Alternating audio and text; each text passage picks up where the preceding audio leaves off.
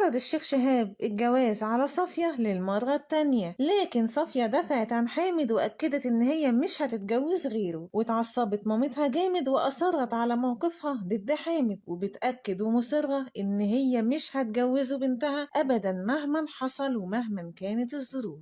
وبيرجع الشيخ شهاب لبيته وبيتكلم عن اللي حصل بينه وبين صافية ومامتها، وبيبدأوا في التخطيط لقتل السلطان حامد. وفجأة كلامهم بيتقطع بسبب صوت الجنرال العالي، وصوت الجنرال كان عالي عشان كان بيتكلم عن قرار إعدام شيخ البلد سليم. وبتنهار مامته وصافية بتخش في نوبة عياط، وبتقرر صافية مقابلة السلطان حامد في مكانه في أسرع وقت، وده قبل إعدام باباها. وبعد كده بنرجع للحاضر في المسلسل، وبيقابل أبو العزم دكتور مسعود العمروسي، وبيقول له عن قصة الدرويش والجواب متعلق في رقبته، وبيأمره في الآخر بقتل الدرويش. وهو بيكون عايز يعرف سبب حفر حامد في المقام، وبيكون شاكك إن هو مع عصابة تانية لتهريب الآثار، وبيكون عايز يلاقي الكنز السلطان قبلهم، وعلشان كده هو عايز يخلص منه في أسرع وقت.